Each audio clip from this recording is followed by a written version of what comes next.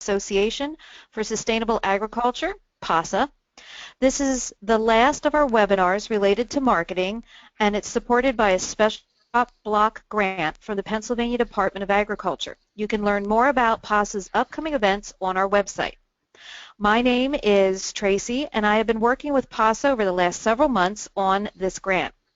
Before we get started, I'd like to go over a few items so you know how to participate in today's event. If we can go to the screenshot, we've taken a screenshot of an example of an attendee interface. You should see something that looks like this on your computer desktop in the upper right corner. You're listening in using your computer speaker system by default.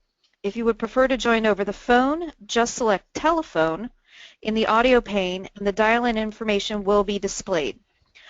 We have on previous webinars had some people have issues with the sound quality. If that's the case, then just switch over to telephone. All participants are muted.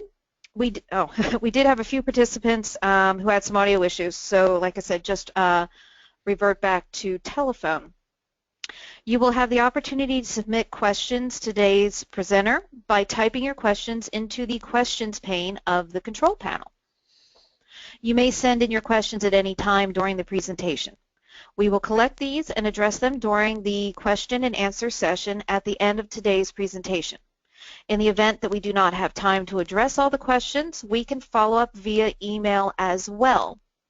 We will also be having 2 polling questions during the course of this where you will be asked to participate and give your answers, and then Simon will respond to those. This session is being recorded and will be posted on PASA's YouTube page for future viewing. I would now like to introduce our presenter, Simon Huntley of Small Farm Central. Simon founded his company, Small Farm Central, in 2006 to serve the technology needs of farmers. Since then, over 1,000, and that's of October 2015, 1,000 farms, farmers markets, fisheries, and other local foods businesses across the U.S. and Canada have utilized Small Farm Central's tools. Simon grew up on a small farm in the hills of southwestern Pennsylvania before pursuing a degree in information sciences and technology at Penn State University. Soon after college, Simon helped a longtime western Colorado fruit farmer expand his operation to include vegetable production and a CSA program. The project grew to serve 5 area farmers markets and a 130-member CSA. In retrospect, this website was a prototype for what Small Farm Central would eventually become. I will now turn it over to Simon. Hi, everyone. It's good to be here with you virtually. Looks like we have a nice crowd so far. I'm sure people are still sort of figuring out the technology, and I know it takes a couple minutes to get everything started, so we'll probably see a couple more people come on here. It's always fun to do these webinars. I've done them probably for 4 or 5 or 6 years now, and well, not Pasa's webinars, but some of my own and different ones. So I hope we have a good day today, and hope you can learn a lot. So we can get started on the chat. Could you please type into the chat where you're coming from, where you're logging in today? I'd love to see if is everyone in Pennsylvania, or if you're outside of Pennsylvania, let us know that too. So just type into the chat where you're coming from, and that'll let me know you're there and you're hearing me. Okay, so today I'm going to be giving a presentation that's using the internet to drive farm sales. And I'll tell you a little bit about what I'm going to be talking about today. But if you want to download these slides, here is the address. I'll give you a second to write it down. I wonder if I can just, if I could put it in the chat here so you have the link. No one's saying where they're coming from. So is the chat working?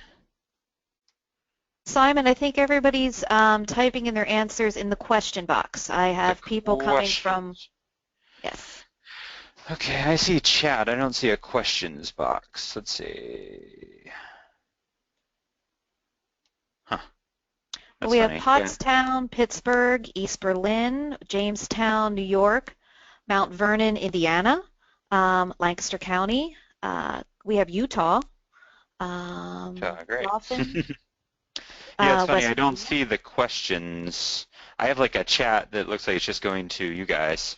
Anyway, well, so I guess you can just manage that then. Thanks for writing in then. I Will do. can't see it, but thanks for writing in. Okay, so there are the slides if you want to download them. Okay, try going to view at the top of the pane and see if you can add that option. Yeah, it's funny. I just don't have that. Well, I don't need to worry about that. Okay, so download these slides if you want them. I could provide them at the end too. They could be emailed out if you want to have that link, Tracy. Okay, so first I'd just like to tell you a fun story about marketing. This is my favorite chicken in the whole world. This is Henrietta the chicken. This is Henrietta the chicken in her holiday sweater, and what I'm showing you here is how imagery can be used, especially in social media, especially with our, everyone's on mobile phones now, and so, and with Facebook and Twitter and Instagram, these are very image-driven platforms, and so you'll see a lot of these if you participate in those platforms. And here's a farm who's found a good way um, to sort of have a little fun with the farm and put a sweater on a chicken. I don't know where you get a sweater from for a chicken. Maybe you can find one on Etsy. I'm not sure, but so this is a farm in Fall Creek, Wisconsin, and just to give you a little bit of that quote there, that she got 4 CSA signups, and the chicken is now in a play at the theater, and 4 may not be a lot, but she said she was only looking for 20 members that year, so that's like 20% of what she needed for the year she got through this one post. And so that also shows you just how you can have fun with social media, how authenticity really shows through, and I'll keep talking about that as we go along. I'll also tell you how to make these little images. And then we have an update on Henrietta the chicken. This is her this year, and this is Henrietta the chicken. They got her on a regional Fox morning show, and it's also there's the duck there. And she says the moral of the story here is you are creative with your marketing. Put a chicken in a sweater, make funny parody videos, do something crazy. People want to be part of something fun, and I definitely agree with her. So that's one thing I'll say a couple times through this is that one really good way to be a better marketer is just to follow other people who are doing good farm marketing. And so this is one person that you can follow. So just type her name into Facebook. This is Scenic Pastures Farm, and you can find her, follow her, and just see what she's posting and see what she's doing. And then you can do that also with the people around you. So think of who are the best marketers in your area, or maybe who are the not so good ones, so you can follow them and sort of learn what not to do.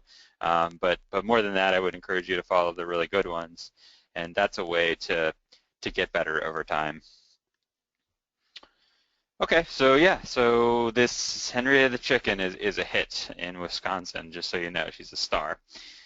So today, I'm going to be teaching 2 main things, and if you've heard my presentations before, these are pretty new, so even if you've heard of my presentation in the past, I think you'll get something new out of this.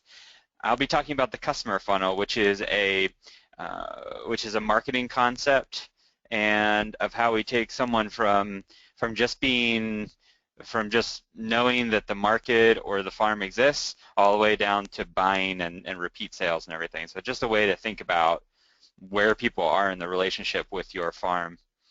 And then the second part of it, we'll talk about how to develop a schedule for your weekly marketing. And so I think this is really important for, especially when you get busy during the summer.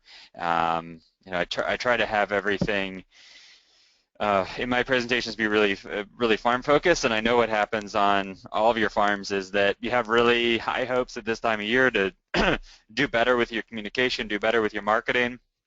But then when it comes time to the actual busy time of the year, you have other things to do, and those things often take precedence. And I totally understand that, but I'm hoping to give you a system that you can apply to your farm so that that's not such a problem in the future. And then also how to evaluate your marketing success. So we'll talk about that as well. So that's what you'll learn. So here's the polling question, Michelle and Tracy. This is what is your position, or can you put that one out?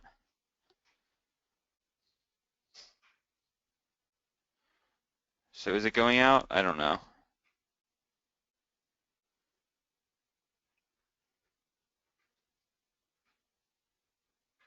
Okay. So the polling question should be going out, and I'm going to pause for a couple seconds to give you time. I think Tracy said we'll wait until there's a certain percentage done, so we're not going on until you answer this question, and this will give me some details. It's funny, I can't see the poll, so you're going to have to give I me will the let you know. results. Yeah. We have 76 people have 76% have voted.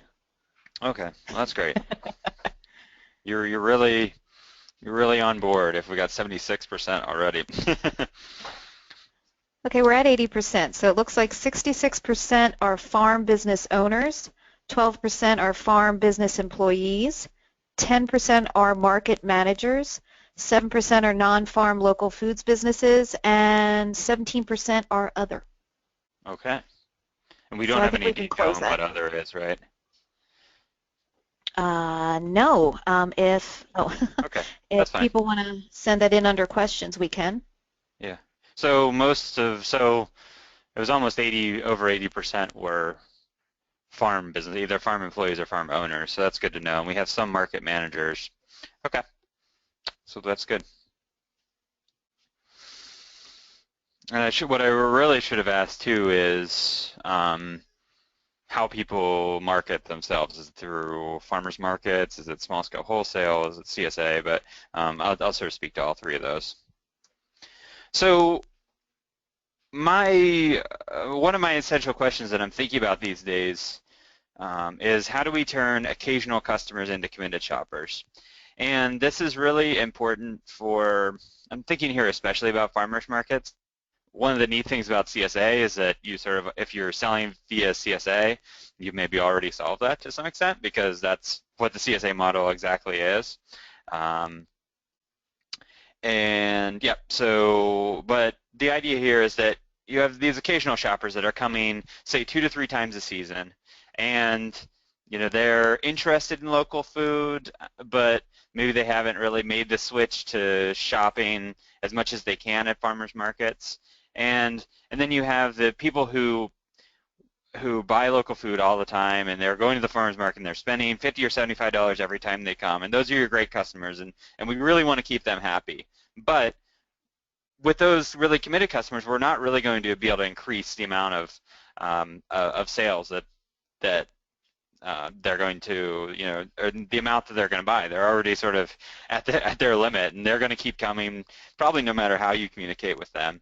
Of course, we want to keep engaging them, but for these people that are just occasional customers, they're a little interested. They're coming 3 or 4 times a year. If we can get them to come twice as much, if we can get them to come 6 or 8 times a year, think what a difference in your sales that could become. That can really add up over the season if you start to do the math. And and then there's the other people who maybe come once a year or they never come, and those people are going to be a little bit harder to get to even turn into occasional customers. So I really like focusing on these occasional customers because I've heard them called like they're on the bubble. They could be turned into committed shoppers, and so that's something I really hope that you'll think about. And a question you'll ask yourself is how do you engage these people? And probably everyone's on a spectrum here, but I think it's one way to think about your customers. And so I'm imagining a lot of you have sort of run into me before, but I'll just and Tracy gave a nice introduction. But I grew up on a small farm. I ran a farm, CSA farmers market operation in Colorado. And yeah, I've been running Small Farm Central since 2006. And one thing also is that I also market my own company online. And so I see what a lot of other farms are doing with their online marketing, but I'm also doing it myself. And so, and I'm always trying to learn more about it. And yeah. Okay, so one thing I want to talk to you about is just this idea that I think we have an increasingly crowded marketplace within local food. Um, when I started to get interested in in local food and CSAs and farming. That would have been maybe 2004 or so. And the things I think have really changed since then. Um, One thing that's changed is that the big companies have woken up and taken notice that we have something here, right? That customers are really looking for authentic food, local food, organic food, however you want to think about it. And so a lot of these competitors are looking for your best customers. Even venture capital in Silicon Valley has taken notice of what we're doing here. For example, I have a Good Eggs logo right there. I don't know if I can circle things on this. I probably can. What can I do? Spotlight or something. I don't know if you guys can see that. But we have Good Eggs here that they've raised over $50 million to sort of compete in our space, and it seems like they spent all that money and didn't really figure it out. But I think that what's going to happen is that, what I'm hearing from a lot of farms is that it's getting maybe harder to find customers, to keep customers for CSAs, for farmers markets, and there's just more and more options. There's more and more farmers markets every year. There's more of these companies every year, so there's more choices. I don't think I have the slide here of Blue Apron, but if you're aware of Blue Apron, that's a service where people can order a fully boxed meal sent to their house, and everything's chopped up, and and the recipe's right there, and they have to cook it. And all they have to do is cook it, throw it on the stove, and it's something that's pretty easy. And so, I mean, I think of that as that's a direct competition against what's going on in CSAs. It takes sort of all the as much of the work out of it as possible. So in your customer's mind, they're thinking about that, like, should I go to the farmer's market, or should I go to Aldi? And, all these Whole Foods, they're doing better with local food now. So, that's just something that I think we're just going to see increase. So don't expect these companies to go away. And we just need to fight harder and harder for our customers. And now I got to get rid of this drawing tool. Okay. So then how do you fight against that? And so what you have, I think, is what the big companies don't have, is you have authenticity. You're a real farm producing real food in a real place, in a real local area. This is what people want. What you have is what people want. It might be easier for them to get Blue Apron, and a certain amount of people might do that, but we don't need everyone. The food market is huge. We have such a small sliver of it now in local food.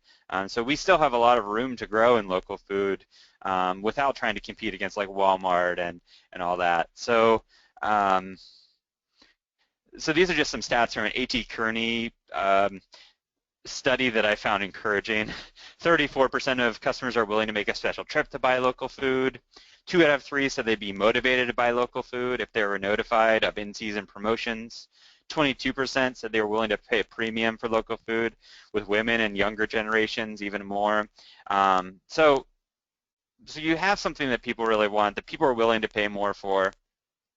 One really interesting thing, and I could maybe provide this afterwards, there's a great CSA study out of the University of California. They studied 1,200 current and former CSA members, and a lot of fascinating stuff in it. But one thing that I really found fascinating is they looked at willingness to pay. Willingness to pay both by former and current members. How much more would people be willing to pay than they already were? And I think it was on average, it was like 17 or 18% more they'd be willing to pay for their CSA share. They were getting that much more value out of it. So I don't think I directly talk about price here, but price is another issue to getting to farm profitability, and so I don't think we have enough time to talk about price. But sometimes you can't always be scared to charge more or scared to charge what it really costs, because you might find that the market bears it. Okay, so this is another good story along the lines of authenticity and how we can compete, especially on social media. This is Yeehaw Farm, and they're in Duncannon, Pennsylvania, so a lot of you might know her. and she's just a great marketer. This is another person that you can try to follow. And so this story I pulled off maybe a year ago or so. Um, and this is a great story, with a great picture. And so the story is that this is her father, and he sleeps in the sunroom every morning. And here's the chicken. The chicken knocks on the door with her, pecks on the door with her, pecks on the door and asks to be let in. He gets up, lets the chicken in, gives her some food on the floor. She eats her food, and then she pecks on the door to get out and goes out. And then it's also a story about farm life and taking care of her aging parents. And this is just, it's a great story. It's a great picture. It's full of authenticity. And she got a really great response from her people on this. You got 1,084 likes at the time of this, 149 comments, 130 shares, and so this is something that was a huge success. And she definitely maybe veers towards the oversharing aspect of things, and I don't, everyone has their own personality, and I think that's totally fine. But don't be afraid to tell your stories about what's going on in your farm. It's something that really resonates with people, and that you need to be as open as you feel like you can to tell those stories.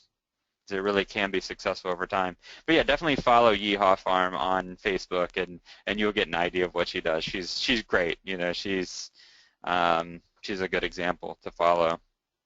But this is something that Whole Foods can't do, right?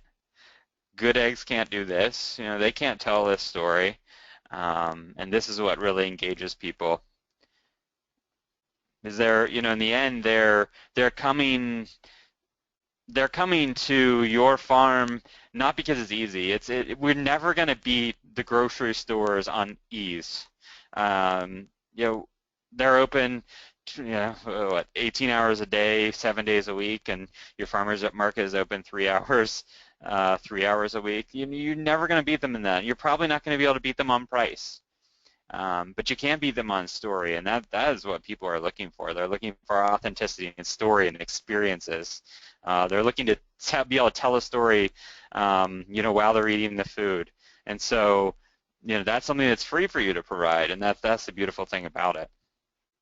So get out there and do it.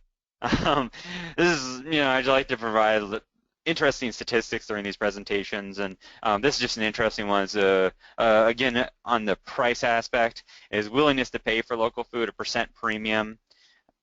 So I always say that being an apple grower in Vermont would be like the best thing, because they're showing 80% premium that people are willing to pay, and that goes down. We have blueberries in Pittsburgh and tomatoes. So these are from some different studies, but it does show that people, just from the aspect of something being local, people are willing to pay extra for that.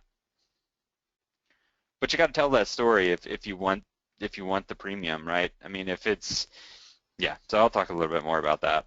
Well, so that's exactly what this is. So this concept was related to me by Farmer John, who runs Angelic Organics CSA, and I just thought it was really insightful as you think about this. But he was talking about the CSA and how, basically what he's saying. So he says the relationship needs to be with the farm and not the food. Okay, so what does that mean? So what he's saying is that if the relationships, let's think of this from a CSA perspective, but this could be applied to any kind of local food. If the relationship that someone has is that they just get a box of produce on their porch, and they get it from you, and they cook it, and hopefully it's really high quality. And I should mention that before I forget, is that all this marketing stuff is predicated on the fact that you're producing the highest quality food that you can. Like, all of this is built on top of that understanding. If what you're producing is not of the highest quality, I think it's something that goes hand in hand. Having a really quality product goes hand in hand with having really good marketing. Now, if you don't have a really good product and you have really good marketing, maybe that helps your product out. But if you have a really great product and really bad marketing, you're not going to be able to sell it. So, I think that you need to look at these things both in parallel, but I'm just assuming when I talk about marketing that your product is top of the line, the best, you're doing the best you can on that, and that you're keeping people coming back from a product perspective, because you can market the heck out of it, But if they're getting sort of rotten food or something that they don't know how to cook, whatever it is, from a quality perspective, they aren't going to come back. Okay, but let me go back to this. The relationship needs to be with the farm and not the food. Okay, so if it's just the food that they have a relationship with, it's very easy for other companies to abstract that out of, or even other farms to sort of produce another box of food and bring it to your door. Everyone, grocery stores can produce a nice box of food and bring it to people's doors. But if the relationship that the customer has is actually with the farm, and the people that work on the farm and the place and the story, and then this great food comes out of that relationship, you can never be abstracted out of that relationship. And so that's what you really need to strive for, is that the relationship that someone has is primarily with the farm and not the product that comes out of the farm. The product that comes out of the farm is the product of that relationship that someone has with the farm. And so that's going to be your best competitive approach as I look at it. So I hope that helps you think through some of that. So what's it all about? So to me, it's about communication and marketing. And again, on top of a great product, but in competing with these other companies, we just have to get better. We have to get better at communicating with our customers, better at finding them, better at engaging them, better at keeping them with us for the long term. Because if we don't, the local food movement does stall, and I think that we need to really up our game, because all these other companies, they're not going anywhere. So one of the first things I like, and this is my gratuitous Michelle Obama slide, because I found this photo and it's just the best. I don't know if it's a market in Washington D.C. or where it is, but she is having a good time. But I asked you the question, who is your perfect customer? And so what do I mean by that? So I think it's tempting when you sell a food product to say, when you think about who your customer is, you think, well, everyone's my customer. Everyone eats food, a lot of people cook, so everyone's my perfect customer. But that doesn't really help you from a marketing standpoint. And I hope to get, I could give a whole hour presentation on developing customer personas and developing that. But I think you do need to start to think about, like, where does your customer, what's a profile of them? Like, are they civically minded? Are they in like Lions Club or something like that? Are they health minded? Are they in a fitness club? Are they at yoga studios? Where do they hang out? Because that's gonna, are they in churches? So if you can start to get an idea of who your customers are, then you can know where you can go to engage them. You can even give them names. You can be like, this is my customer Tracy, and she has 2 kids. Do they have kids? Are they a main customer? Are they female, male? What's the age? And so start to work through that. I have a longer something written about that I could provide afterwards if people want to go back into that. But so how do you find out about who your perfect customer is, right? And you probably have a pretty good idea because you're in this on a day-to-day basis, but I would encourage you to go out and talk to your customers on a at least yearly basis, doing things like surveys, some kind of like phone interviews. Just call some of your customers up, talk to them in person. And we have some effective survey tips here linked if you want to do that.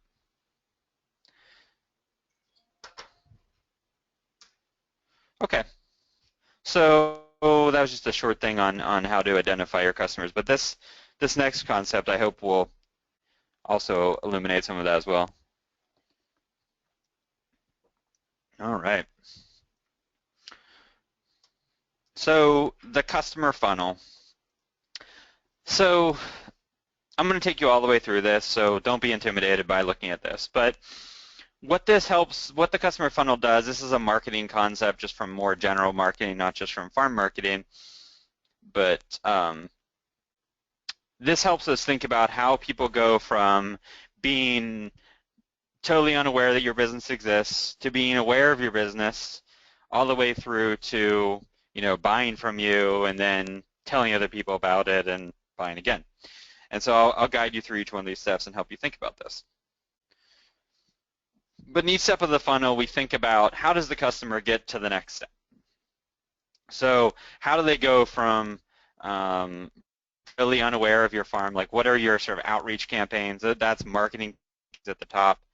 And then, maybe it's as simple as they see a sign, on the street for the farmer's market, and then they become aware, and then they go down, and interest is, maybe they come to the market the first time. Evaluation is that they buy from you and on through. Well, I'll explain all those. So awareness. So this is one story. I usually, when I give this presentation, I usually like to ask you guys to think about, each step of the process and how it relates to you. But um, this is a story from the Boulder Farmers Market in Boulder, Colorado. And the marketing manager, her name's Katie Lazor, and um, she's definitely doing a good job out there. But what they've done is they've created a relationship with the Boulder Daily Camera for a weekly column about the farmers market. And so this gets a lot of people in the community aware of what's going to be at the market that week. And so what does the column consist of? You can check these out. I could provide a link later to it, but they always obviously have a nice photo of what's in season now, and so they're talking about what's in season, some stories of what's going on at the farmers market, and then there's always a recipe that the market manager puts together. So she gets together with a chef, and it's a very strong food town there. So she gets together with the chef, and they put together a recipe that uses something from the market. And so when you think about press, it's important to think that, to realize that they are looking for content from you. So if you can give them a good story, and this only probably makes sense if you're a farmer's market to create some kind of weekly column like this, but I've heard of other ones that do it. This is not the only farmer's market that does this. So if you're a market manager, go talk to your newspaper. They're looking for content, right? They're looking for stories. But we've had so many good stories, you know, but it can't just be when you go out and you talk to a journalist, you need to think about what's the story going to be. It can't just be like, hey, I exist, or hey, I have CSA shares available. It has to be something that's more story related. There's one in the Pittsburgh Post-Gazette a couple weeks ago that I thought was really smart. It was a story that was about what to grow in your garden this year, like what varieties to grow in your garden this year. And it was sort of authored by a farm, more or less, talking about what varieties are growing in their farm and what varieties that people can grow in their garden. I thought that was a really neat angle that you could use anywhere. And it's an interview you could give with your local journalist. But just form a relationship with your local journalists. And so at this point, what I'd like you to do is think about what the awareness step is for your farmer's market, for your farm. Like, what are people doing to become aware of you? Are they searching you on search engines? Maybe they're typing in something, and I give a whole presentation again on search engine optimization. I won't talk about that too much today. But how are people becoming aware of you? I think it's really important to think about what's our marketing campaigns and what are they doing when they're aware of you. And so once they become aware of you, what is their next step? And so the next aspect of this is the interest step. So they know that you exist, and now they're showing a little bit more interest in you. And so from a marketing from a web marketing perspective, we might say they visit your website, right? And so they're showing interest in you. Maybe they come to the market, so you could think about that. Maybe they just walk into the market. What can you do to engage them to go further in the process? But okay, they're on your website right now. And so how do we get them from just sort of being interested in you to maybe evaluating you? And from a web marketing perspective, I really like email marketing. And you can see if we look on this website, this is again the Boulder County Farmers Market website. Let's see if I can get so I hope people can see my little spotlight here. But up at the top of the page, they have sign up for our newsletter there. And then if we go to the next page, yeah, so then at the bottom, this is the footer of the page. again, they have put your email in here. And so people become interested, or what do we say? Yeah, the interest step, they become interested, and now we want them to evaluate us, and so we want them to put their email address in here. We want them to follow you on social media, and then they can evaluate you. They can sort of figure out, well, where the market is, how do they buy from you, and I really like email. Let's see, I guess I talk about that a little bit more as we go along, and I'll talk about why I like email. But give them a way to move from interest to the evaluation step. Make sure there's some desired outcome of the website. And again, I'm not going to be talking a lot about website design today, but that's really important. Like, what is the desired outcome when someone comes to your site? What is the action that you want them to take? And I think that's really important to think about. You know, whether it's putting on your email list, getting on your email list, getting on social media, whatever it is. Okay. So then commitment. This one's a little bit harder to think about from a farmer's market perspective. Let me go back to there. So they've commitment. You know, commitment might be from a CSA. If they sign up for a CSA, that's sort of like built-in commitment. If you have loyalty programs at the farmer's market, that might be a aspect of commitment that you could think about. You know, people sign in, they check in when they come in. Market bucks, if they're, we have a lot of people doing this more and more, is like buying a certain amount ahead of time, and then coming to the market. You may be buying $300 worth at the beginning of the season, then coming to the market and debiting off that. We call that like a market style CSA or market bucks, or maybe they have some sort of membership in the farm. So think about, is there a way that you can get people to commit to you? Maybe by becoming part of a buying club. We have a fair amount of people doing that. You know, signing up to be a part of a buying club, and then keeping people committed through that. But that keeps people coming back over time. That's really important, what we talked about in the beginning, right? It's you know, thinking about how you get occasional customers into committed customers, and it's through commitment steps. And then referral. And so referral is obviously, they're loving your product, they're loving your business so much that they're telling other people about you. And so how can you do this with your market, I think is really important to think about. Just a moment.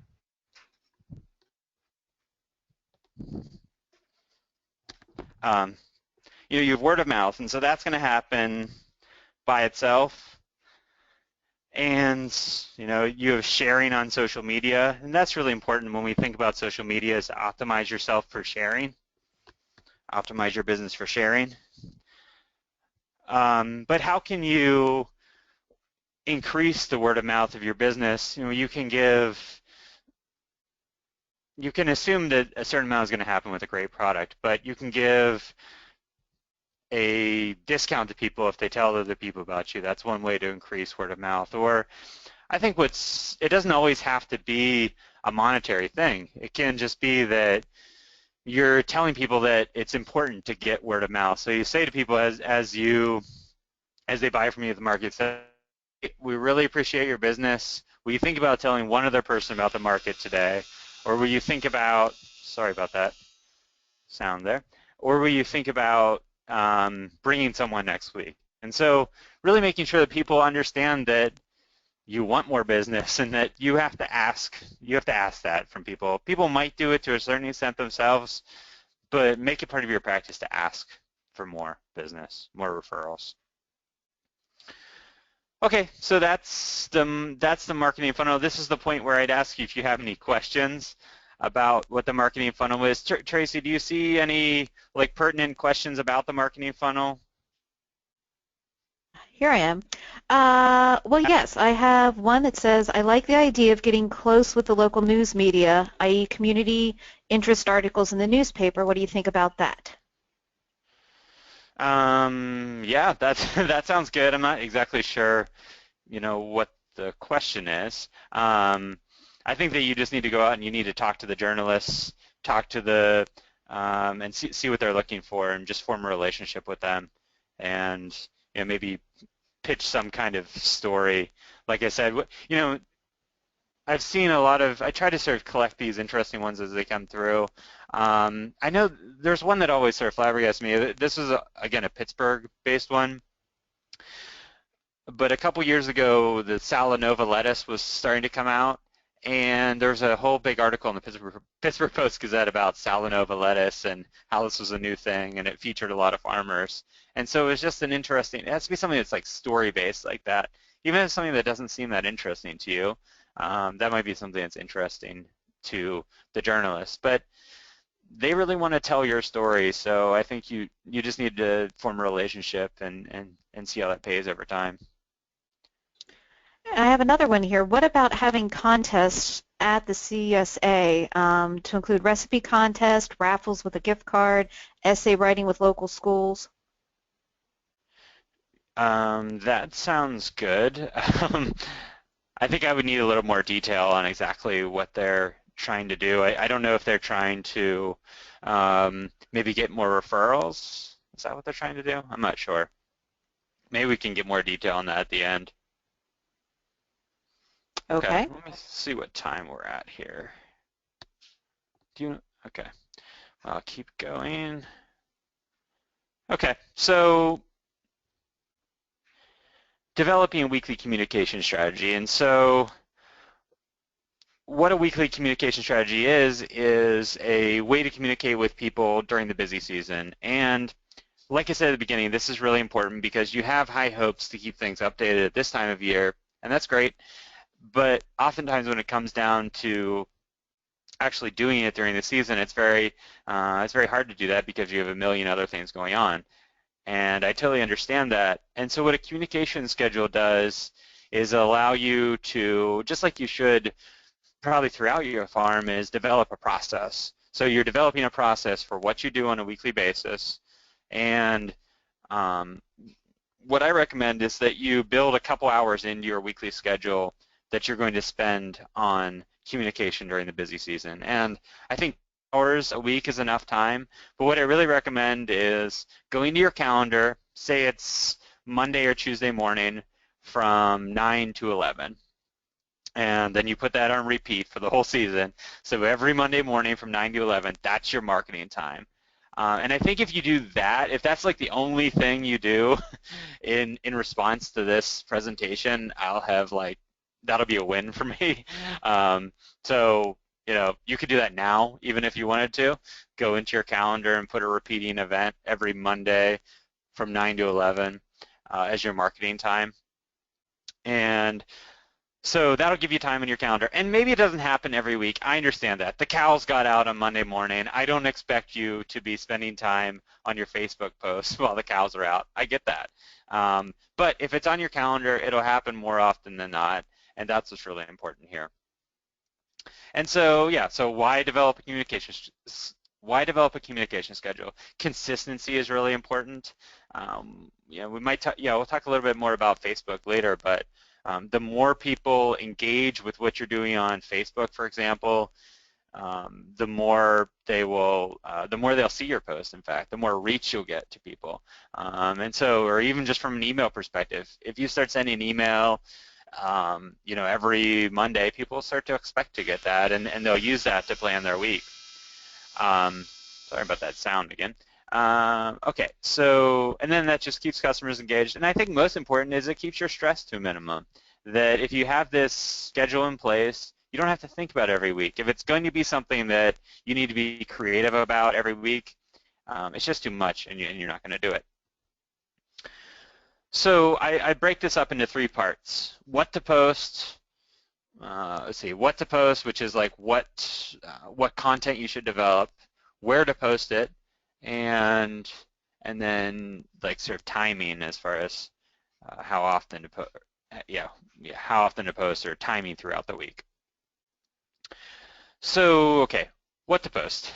There are 3 pieces of content you need in my mind, and again, I'm giving you a prescription here, and I expect you to change this to your own needs. But I think if you do this, this will be enough.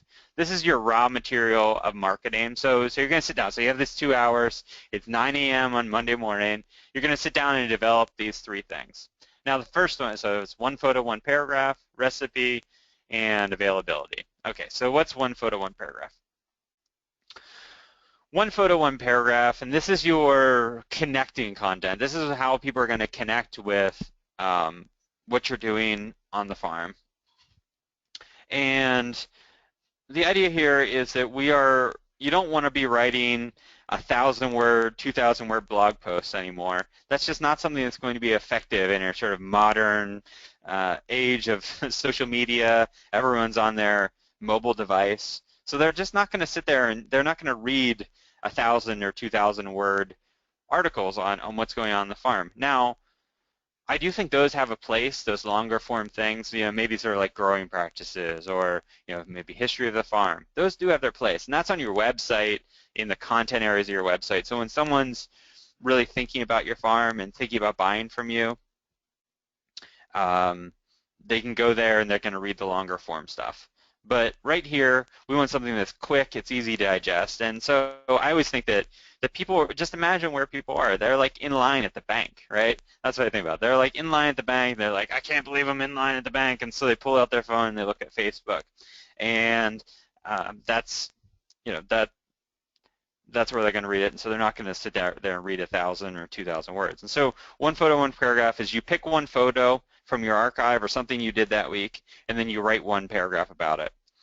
And here's a good example of that, Bossy Acres. And this is another good farm to follow. If you want to follow another great social marketer, is Bossy Acres. They're up in the upper Midwest. And so this is about saving seed. Saving seed is one of the most powerful actions you can take. And then she even asks a question at the end. Got a favorite seed to save? And so that's always nice to get people interacting on your posts if you can. And so so if you have sort of this library of photos that you can go through, you can go pick a photo, you can write 200 to 300 words about it, and you're done in 15 minutes. And that's all you need to do. And so to get there, you do need to collect photos continuously. That has gotten significantly easier these days with our, with our cell phones that we have around. And so you can always take great photos if you have an iPhone that has like a great camera on it. And then these posts work well on a variety of devices. And then this also limits your time investment. So you can't spend too much time if you just pick a photo and a paragraph. Okay, and so that's the first thing. Second thing you need is recipe of the week. And I think this is vitally important, assuming that you're selling food. Maybe there's some like fiber producers that are on here or something else. But if you're producing food, you just have to remember that people don't know how to cook. I think that we've lost that skill in this, in this modern age. People are used to just eating out at Chipotle or whatever, and so you constantly need to be teaching people how to cook. And I know, I've heard this from farmers a million times. Like, I'm a farmer. I'm not a chef. Like, I don't know how to cook, but that's fine. But I don't think that that's okay if you're going to be direct marketing. Direct marketing your food, because if people buy your food, they take it home, and then it just sits in their refrigerator, and they get stressed about it, and then it rots, and then they throw it away. They're not coming back. They're not coming back to the CSA. They're not going back to the farmer's market, and so you do really need to teach people how to cook to some level. And so hopefully you're doing some cooking yourself. And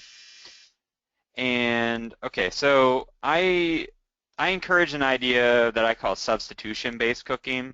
And so this is where you're teaching technique over recipe. And so I always use my wife as an example here, because she always used to be a very recipe-driven cook. If she looked at the recipe and said, okay, this recipe says it needs broccoli in it, we're definitely going to have to get broccoli, but we have cauliflower in the refrigerator. It's like, well, you can probably use cauliflower in exchange for that, and then that'll be fine in that recipe. And I think that so many people get caught up in that, but to be good like local foods customers that are eating seasonally, you need to learn how to, there's a couple of techniques that get you a long way, right? Like how to saute greens with some onions, how to roast roast root vegetables or roast any kind of vegetables. If you can make a basic soup, you can cook a lot with like those 3 recipes. So teach technique over recipe if you can. Um, there are a ton of good local foods cookbooks out there. The one that really helped my wife is Mark Bittman's cookbooks. He has like the How to Cook Everything series, and he's just good with all that kind of stuff. But what he does is he has a basic recipe. It's a real basic recipe for, I don't know, some kind of like say cabbage salad. He has a basic recipe for cabbage salad, and then he'll say, oh, here's 15 ways you can make it different, and that's what really helped her get to that point where she just sort of would fly with what's there. And so I think you really need to encourage that kind of cooking. And they can also be customer submitted or customer tested. People love to share recipes. And it's hopefully something that you've made. So we're already at 11:51. Okay. And then people love to share recipes. Yeah. So, okay. So we'll go on from there. So you need a recipe. Availability. So we have our one photo, one paragraph. We have our recipe, and now we have the availability, and this is pretty simple, just like what's going to be for sale. I'm sort of using a farmer's market as an example here, so what's going to be for sale at the farmer's market that week? What's special and enticing? Is it some kind of special new variety of tomatoes that's just coming in that week? Something strawberries? If you sell at farmer's markets, you know what certain things are exciting at different periods of the season. Those first couple weeks of asparagus, that's exciting in the spring, right? And so what's that thing that's going to get people to come down to the market that week? Okay, so we have this raw content. Where are we going to post this? So to me, your communication home base is your website and blog. And I know, some people even ask me now, like, do I even need a website? Do I even need to sell, do I even need a website when I have a Facebook page? And I think yes, you really do. Because it shows a certain level of professionalism for one thing. And also, when people are really interested in your farm and want to learn more about you, they're going to come to your website. They're going to spend time reading that longer form content. So I think you really need a website. But this content that you've just created during your weekly,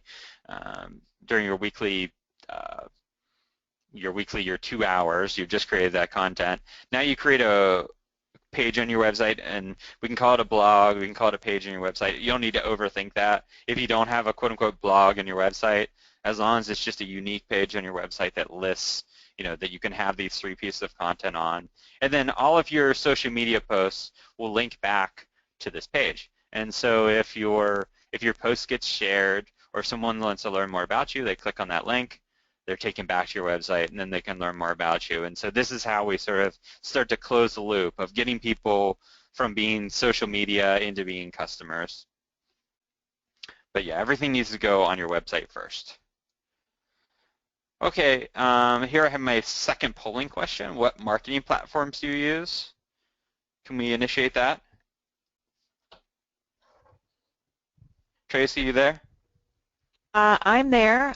Michelle?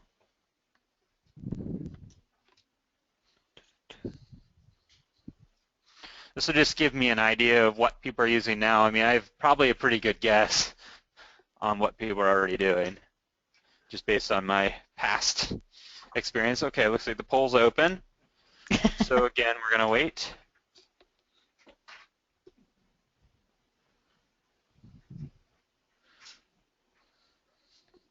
We have approximately 50% of the people voting so far.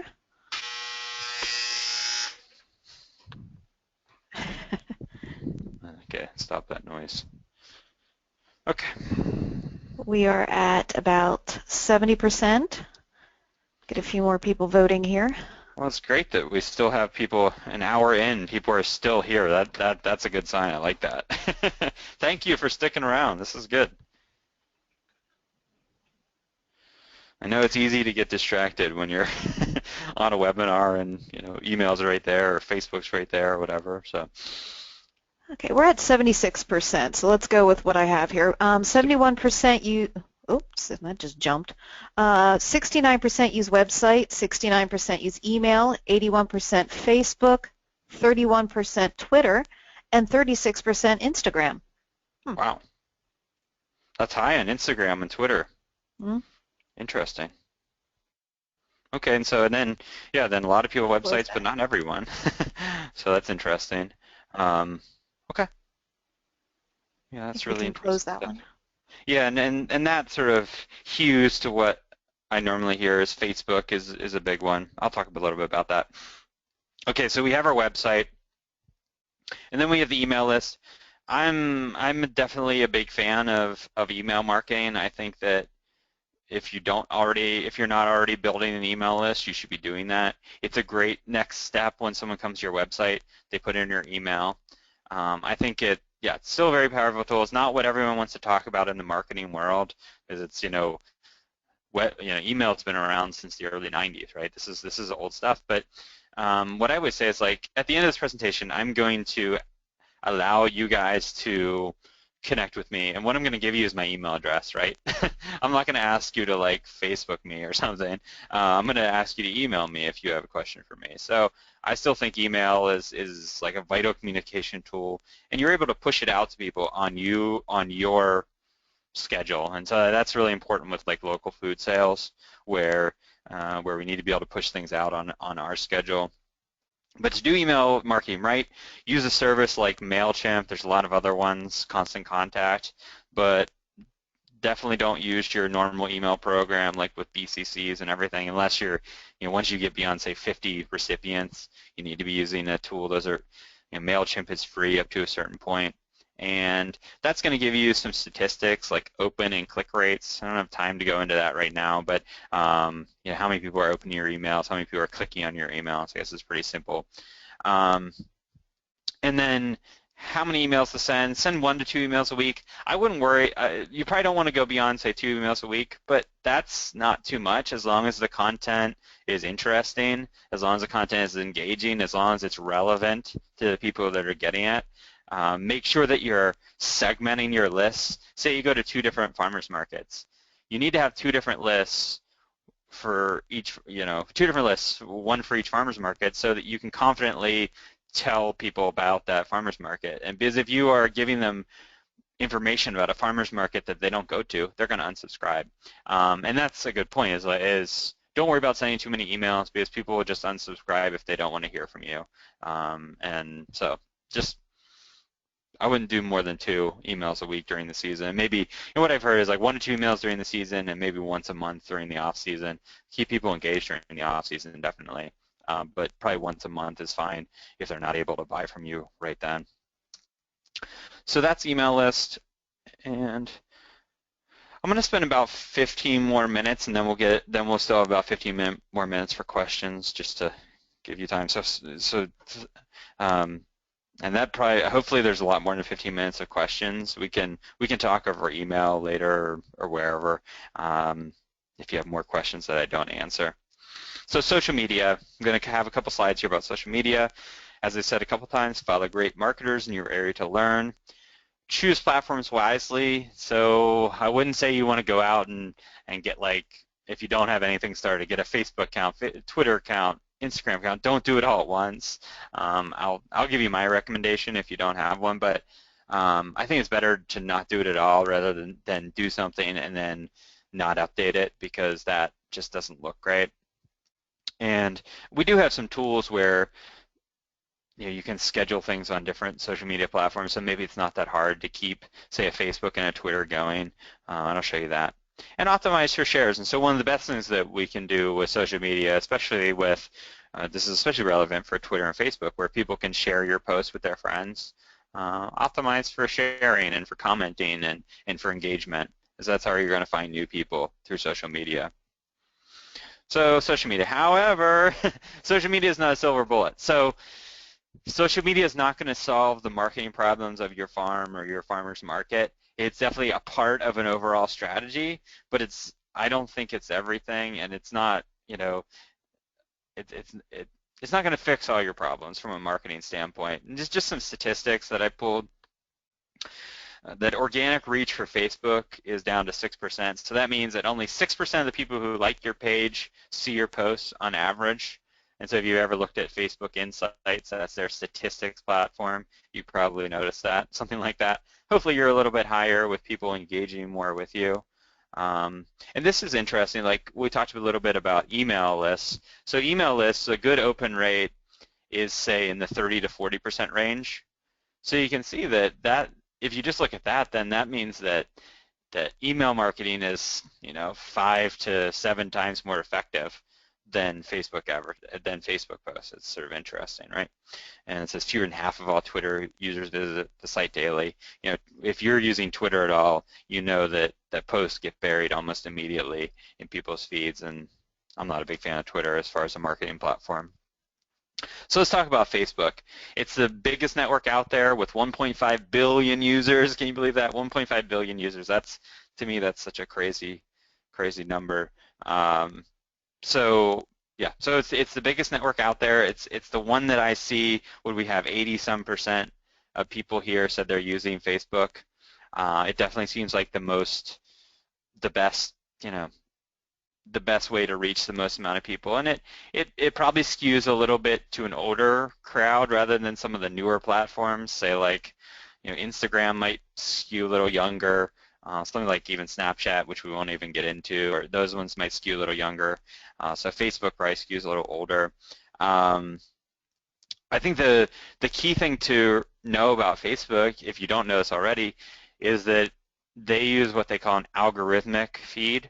And so based on, I think it's like over 100 different factors, they decide what post to show to each person when each person opens their Facebook feed. And so it's based on their past activity, based on how engaging your post is. And so you really need to be, I think of it as like working with Facebook to provide content that's really engaging to your customer base. And if people are liking it, if they're commenting on it, if they're clicking on it, Facebook is going to reward that. They're going to show it to more people. And so if your stuff's boring, it's not going to get seen. And so that's, I think, the best thing to remember. You can post, I say once per day maximum. Once per day is a good rule of thumb. And we'll talk about how to schedule all this stuff. You can do ads, Facebook boosts and ads. Again, I could probably do a whole hour on that, but suffice it to say, you can spend a lot of money on that and not get any return, but you can also be really smart about it. You can spend a couple bucks a day, sort of learn about it, but you really need to understand what you want people to happen. Do you want to build your email list? Do you want to get more people to like your page? And you can also geographically limit it, and so you can show it to just people around you. That's important to remember. And as you're doing this, you want to split your recipe and your one photo, one paragraph, all that into separate posts, so it won't be one single post. Simon, Yes. we have a good relevant question here. As Yeah. far as Facebook goes, is it better to have a page for likes or a group for members? And I'm going to throw out there, or both. Yeah. Well, you definitely want the page. The page will probably be the start of your marketing efforts. I've seen some people doing groups, and I've sort of been asking around to see how, because we've actually been really successful with groups for farmers, but we're getting like larger amounts of people. We have like 2,000 plus people in our groups, and they can be really active. And so I just think that you need a certain amount of, what's the word? I guess you need a certain amount of people in the group. Like if you can get maybe in the order of like 300 or 500 people in the group, then you might have a good conversation going. But if you can't, maybe I just stick with pages. But groups are going to be more for conversation. But it can be nice, say for a farmer's market. You might be able to draw that many people into a farmer's market page and have people discussing things. But if they aren't very active, they aren't going to get a lot of engagement, and Facebook probably isn't going to reward that very much. We have some really active ones. I don't know if anyone's on like our CSA farmer discussion page or whatever. But any other Facebook questions there, Tracy? Well, I do have a follow-up here. Is it good to join other groups to help get people to your Facebook page? Yeah, you can join other groups and then share. What you can do is you can join other groups, and then as long as it's relevant, as long as it makes sense, and then when you make a post to your page, you can share it over to the group, and then maybe get some more eyes on your stuff there. That's a good way to, yeah, find new people. As long as it's relevant, I think that's the key. That's one thing I guess I didn't say today. Is like it's marketing. Marketing to me is all about like win-win is about win-win situations.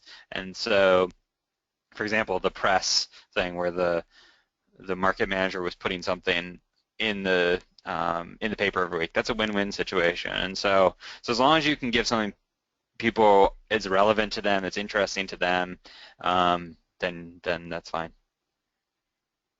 Anything else, Sarah Tracy? As I know, we could just give a whole hour on Facebook. Maybe we should do that next time. I think you can move on. I'll save the rest to later. Okay. Okay, and so I sort of organize it as Facebook and the rest.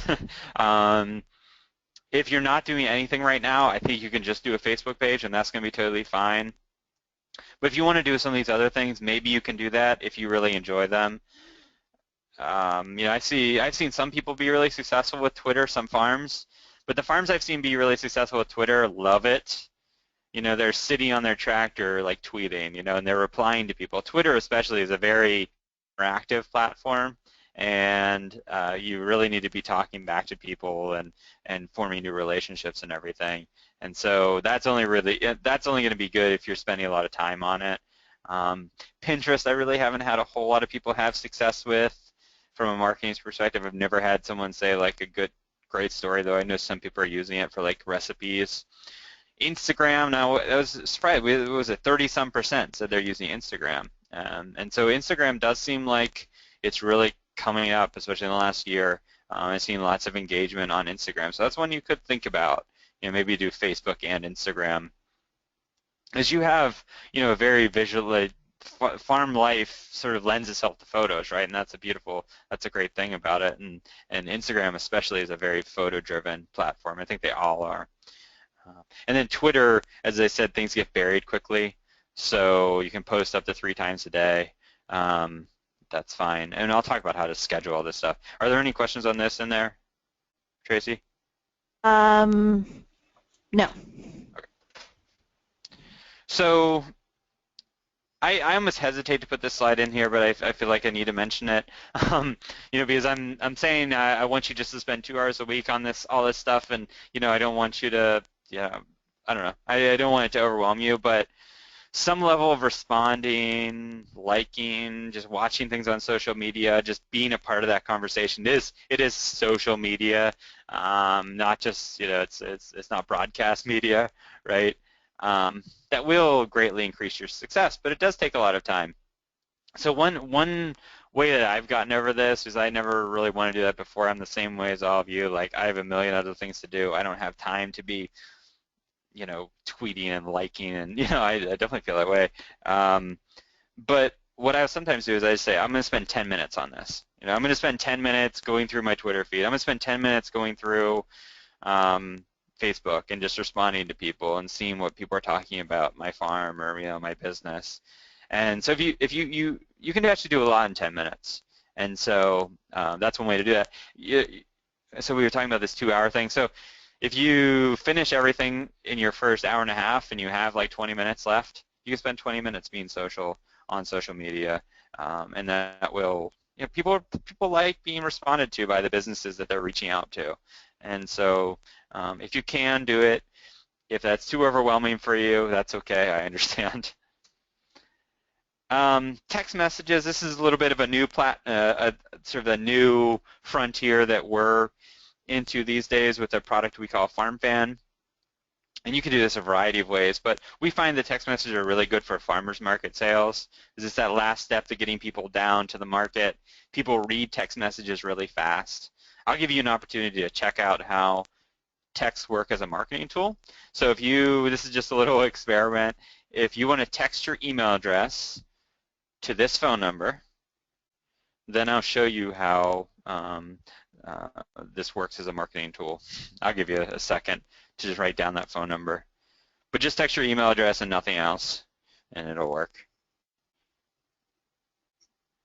But yeah, I think the statistics for text messages, like the open rate is really, really high because it's not overrun with marketing messages like other platforms are. And like email, and there's tons of marketing in email, tons of marketing on social media.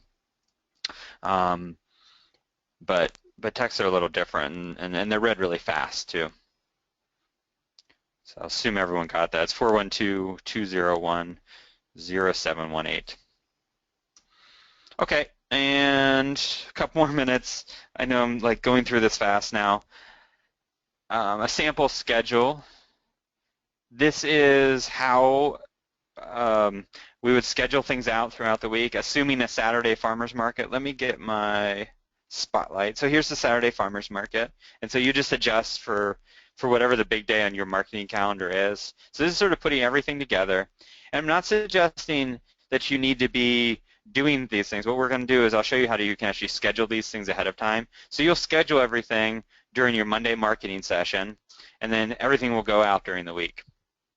Okay, so let's start with Monday. So you have your Monday marketing session, you get your content together, and you schedule your email to go out on Monday. This will be your big email out to everyone with your one photo, one paragraph, your recipe of the week, getting people primed for that Saturday farmers market. And then you can put out some Twitter post, a Facebook post. And then Tuesday, you do Twitter again. On Wednesday, you'll do your Twitter and your Facebook. Maybe you have your recipe, your one photo, one paragraph goes out on Monday, and then your recipe goes out on Wednesday. However you want to write this down, or however you want to do this. And then Thursday, you could have another Twitter post. And on Friday, okay, so we're about 24 hours out from the farmers market. Let's send one more email out to the segmented list that are just coming to that farmers market, because we're really confident that we're not going to be giving people, we're giving people relevant content here. So 24 hours out before they get an email, this is their last email. Do some more social media, and then the morning of, we'll do some more social media, and then the market happens. And this is where you'd also do your text message if you're trying to do text message marketing. And so that gives you, so you can sort of script this out for yourself, but this is really what I encourage you to do. If you have this written down, then hopefully it's not as stressful during the season. Okay, and then scheduling tools. So how do you actually get this to go out? There's a really good tool called Hootsuite, and there's a lot of these out there, but this one is free at least up to a certain point, depending on how many networks you have. But you can schedule this stuff out ahead of time. You can use MailChimp to schedule your emails ahead of time. So you can schedule this all on Monday, and then you can get back to the work of being a farmer, being a market manager, or whatever you're producing. And then review analytics to improve. So if you're using Facebook or Twitter, it's Facebook Insights is their statistics. And so say you go into Facebook Insights and look at what are people responding to? What are people liking? What posts got the most reach? So reach means the number of people who saw it. And then track that over time. Track the open rates of your emails, and that's how you're going to improve and get better over the years. This is just an example of Twitter analytics showing what I have circled there are the engagement rates, and you can see one got 2.6%, one got 6.2%, one got 1.3%, and so you can start to figure out like what the difference is. And one obvious thing here is this one has a photo and got much more engagement. Yeah, so that's something to watch. I have a book coming out. I have it March 15th. I don't think it's quite going to be ready by March 15th, but soon on these topics. It's called Cultivating Customers, a Farmer's Guide to Online Marketing. And so go to our website, get on the mailing list if you want to be notified when that happens. And one more, I'm going to skip that because I would rather get to questions. And just real quick, we provide a website builder for farmers markets. We provide CSA member management software, and then we also do the text message notifications for farmers markets. And we also have a lot of free resources on our website. We have a good a marketing list we call the Farm Marketing Minute, which you can find on our website, which we send about one email a month just on different marketing topics. So if you're really interested in marketing, that's something to get on. And I can take questions, and also happy to be a resource to any of you. So email me, Simon@smallfarmcentral.com.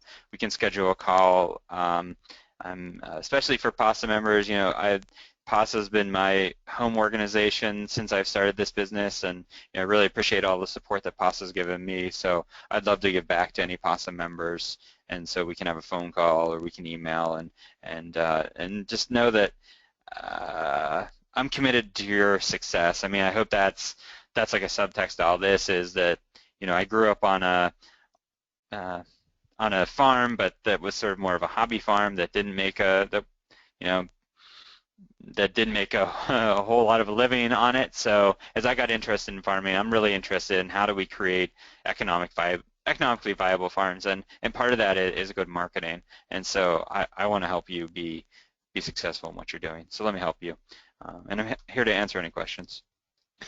Okay, thank you, Simon.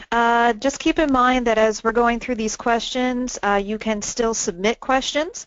And again, if we don't get to all of them, we will follow up with emails.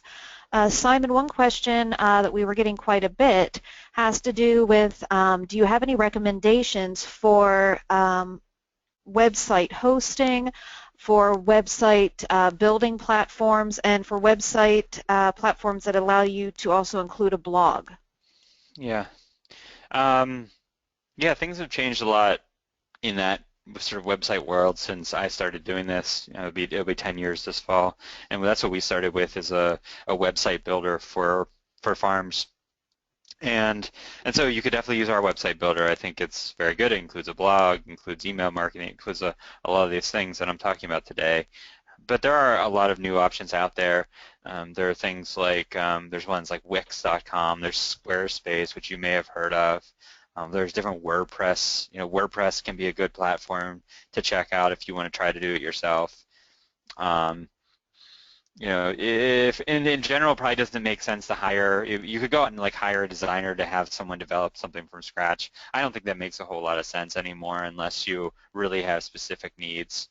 Go out there and try to find a platform that exists that fits your needs. But those would probably be some of my, either check out our Small Farm Central website builder, we have a free trial, or check out like Wix.com, Squarespace, WordPress.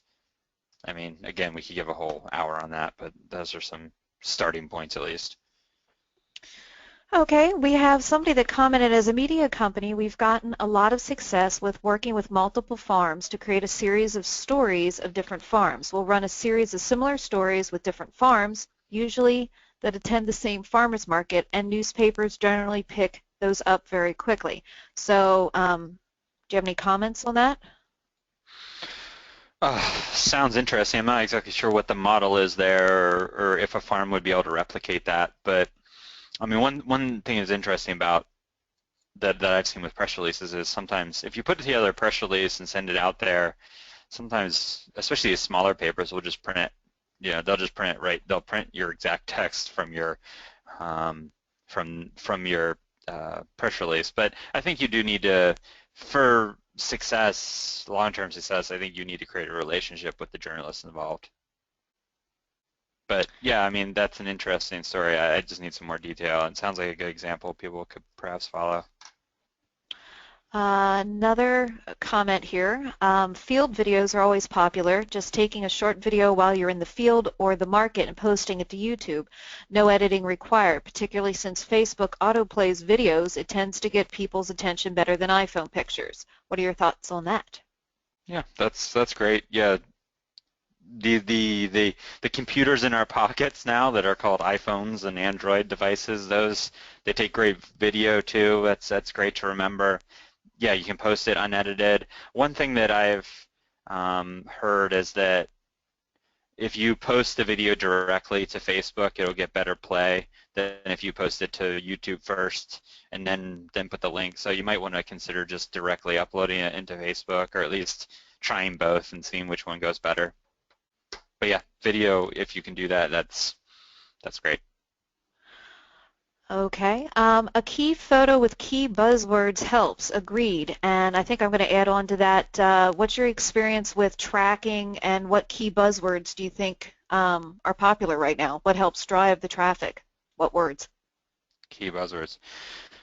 Well, I'm not sure if they're talking about like search engine optimization, maybe, like what words people are using to find your website. I don't think that's exactly what they're saying. Um, but to create some of those photos, I guess I didn't mention that during my presentation, is like the one at the beginning. Let's see if we go all the way back. It was the, like this. People call those like meme photos sometimes. That you can use tool. There's one called Canva.com, Canva.com, and you can go in and put a photo and write text over it or do different things to create nice engaging photos. So that might be something to try, and it's free-ish or low cost. So that's something that people could check out to create these really nice photos. I use that quite a bit. It's extremely user-friendly. Mm-hmm. Okay, I'm going to expand on this one too. It asks, can you republish a recipe from a book without copyright fears? And then hopefully you can also touch on copyright as far as photos, videos, etc. Yeah, you need to be careful about that. I think I remember a couple years ago I looked a little bit more into that recipes. I believe the deal is that you can't, I mean, I'm not a lawyer, so don't take my legal advice, I guess, but from when I looked into it, recipes actually can't be copyrighted for some reason. It was like recipes can't be copyrighted is what I understand. It'd be probably nice if you linked back to the recipe website that you get it from. That would be nice.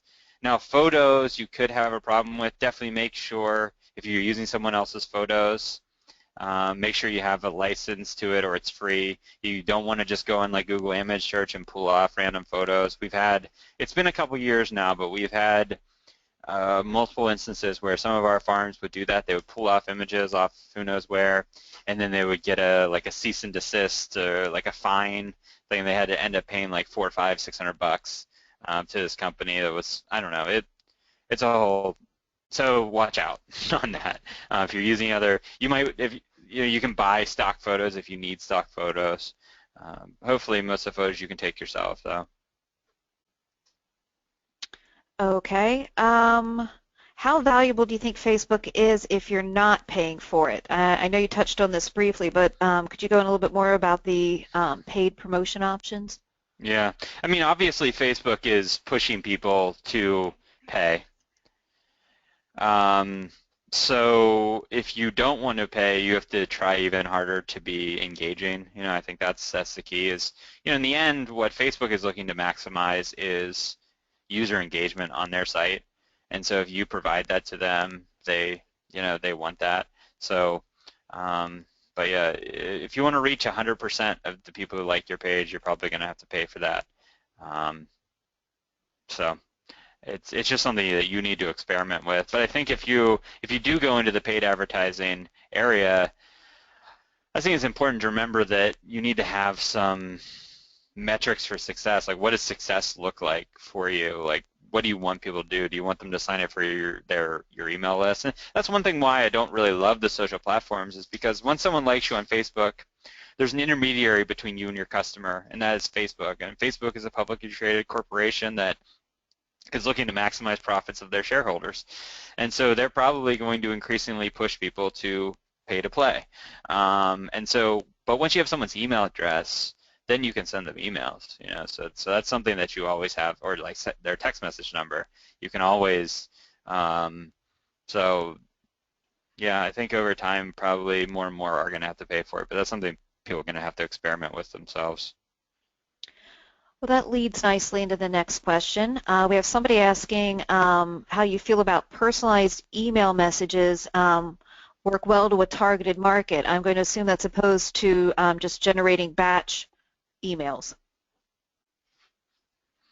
What is the question? So I'm not sure I understand it. Personalized email messages work well to a targeted market. And again, I was assuming that meant is it worth the time to make personalized email messages or versus batch emails? Yeah, I mean, I don't see a whole lot of people doing personalized email messages. I don't know if they're talking about like finding other email addresses and then somehow sending them out. I mean, for the most part, I'm talking about people actually directly opting in to get emails from you and then working from there. I wonder if they're talking even about how you can say like, hi, first name, then send the emails. I don't normally like doing that just because people know it's a form email, unless it really is a direct email. I don't think you have time to do a direct email, so I hope that answers the question. Maybe they need to email with me if there's more. Okay. What about linking your website and Instagram? What about linking your website? That sounds good. I guess just I don't know exactly what they're saying, like having a Instagram link on the website. Yeah, I mean, I showed that example of, where is that? Boulder County Farmers Market. They had the Instagram link at the bottom. I guess I missed that. I don't know where that is. That sounds good. Yeah.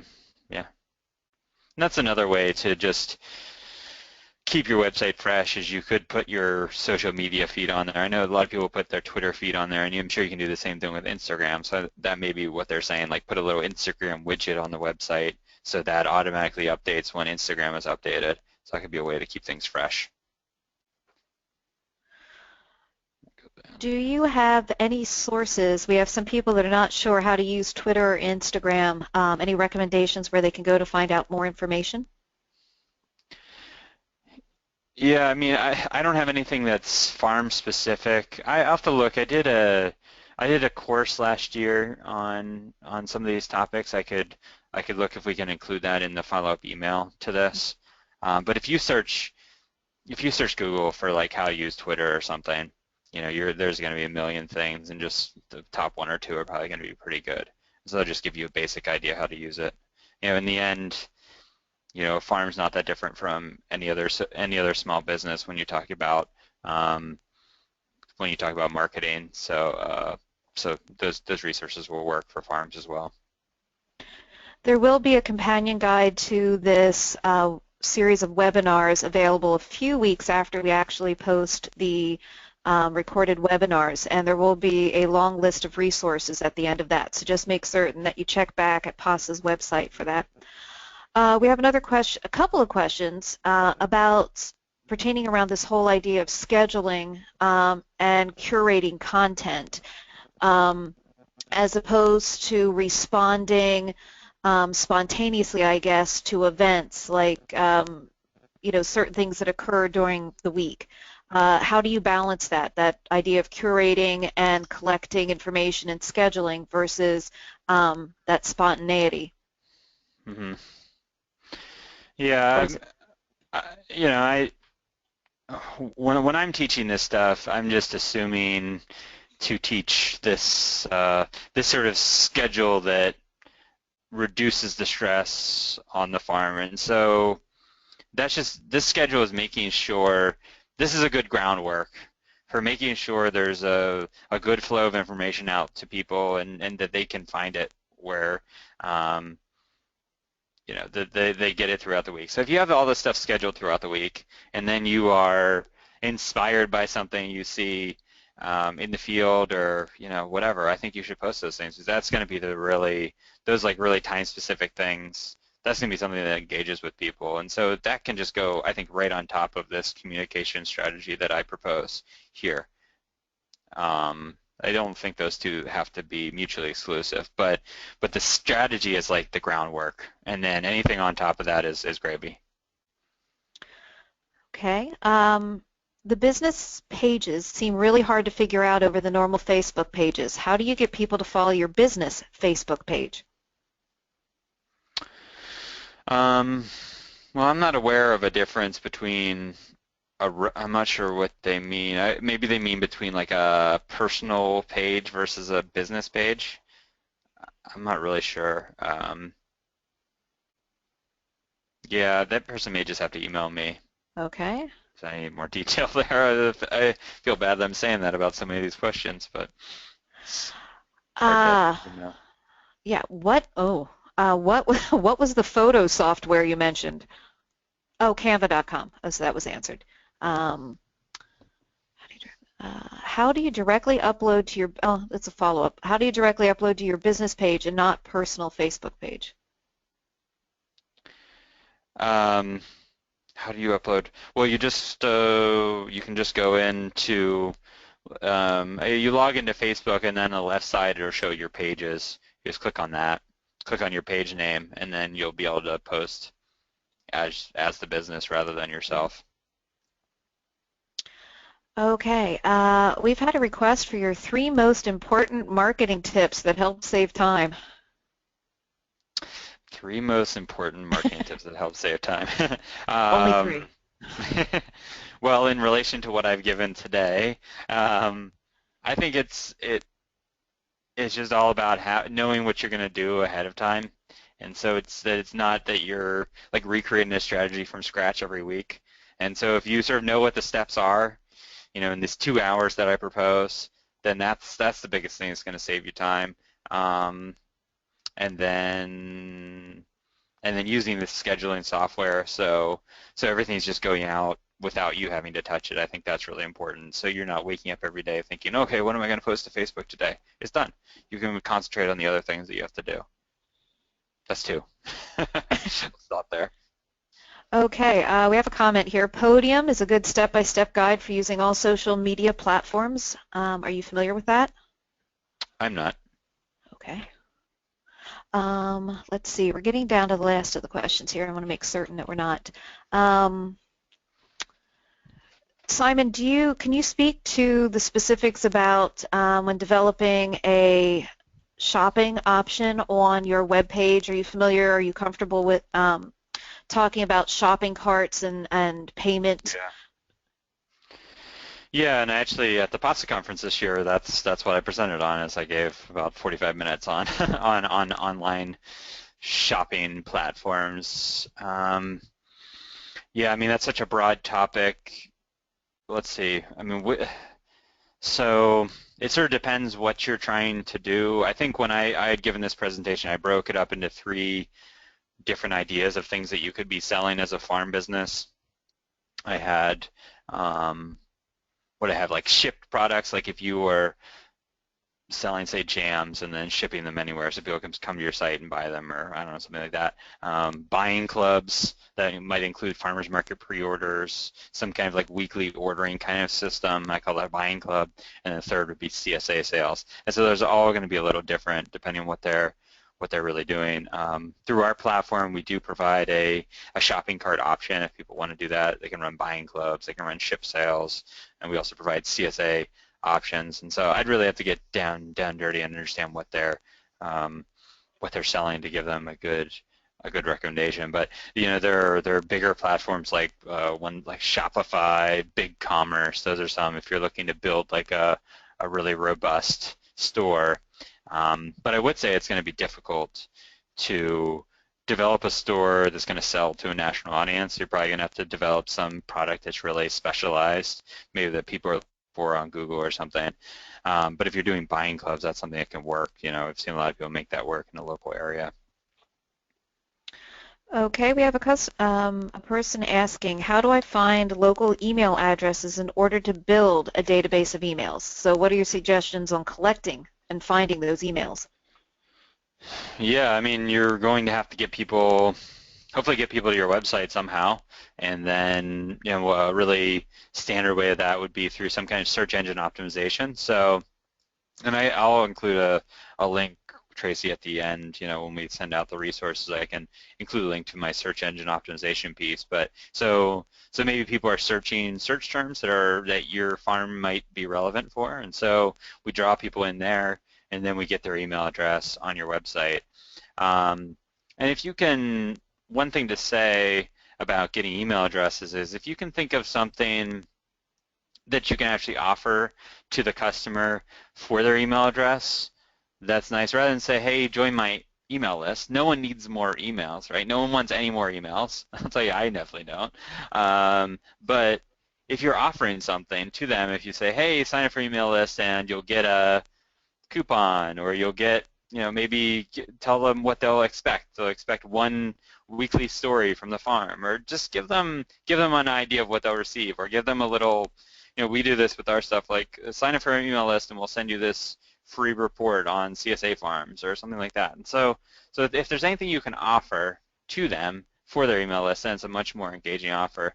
And you really want people to go back to the question, you really want people to opt in for your email list. You don't want to be going around collecting emails and then send emails. Not to, I mean, that's spam, and it's technically illegal for one thing, but uh, you want people to sort of get engaged with you and then have them opt in to hear from you in the future. Okay, we have two related questions here, and I think they deal with sort of how much content to put out there on social media. We have, what are your thoughts on using a weekly blog for advertising, and then an easier way to do a weekly newsletter, distributing it not only by email but through Facebook as well. Hmm. Okay, and I just say I have about 5 minutes, and then I do need to drop off at that point. But okay, so it was, well, sorry, what was the first question? It was, what are your thoughts on using a weekly blog for advertising and then the related, like a Yeah. newsletter through Facebook? Well, like I said, my communication strategy, I think that the blog should be sort of the basis of what you do, of where you post your content, but know that most people aren't going to come to your very few people are going to come to your website and look for your blog. So you need to reach out to them by sending them emails, by putting that stuff out on social media. So the blog is a central point where everything sort of points back to, but it's not enough. Okay, I And think we yeah. have one last quick question here, which actually was touched on two of our other webinars, and it's about content for some of our meat producers. Any suggestions on marketing grass-fed meat, and how do you deal with photos of cute animals when you're a meat producer? That's a good question. I mean, I know there's some sites out there that list grass-fed meat producers. That's something people are like going on. Like Eat Wild is one that you can sort of list your farm on fairly inexpensively. So that might be, where are people looking for local meat? Maybe they're typing in certain words into Google, so you could sort of do some search engine optimization around those keywords. Um, how do you deal with cute animals and meat? I mean, I would almost, I mean, I think you have to just, I mean, cute animals, you just post the pictures of them. I don't know that you need to always, you know, be drawing the line directly between them and their dinner plate. I think that people, um, that's part of what they're coming to farms for, is to understand that. Um, maybe you don't always need to be putting like every side by side. It's like steak side by side with a cow every time you say it. But I mean, that is the reality of it. So, Okay, thank you, Simon, and thank you everyone for attending today's webinar. We will be emailing a link to a short survey after the session is ended. We would appreciate a few minutes of your time to provide input. And again, the recording will be available on Pasa's YouTube channel. Thank you for joining us today, and have a great rest of your day. all right. Thank you everyone for coming. Hope it was really useful to you. And yeah, reach out if you have any more questions for me. Thanks.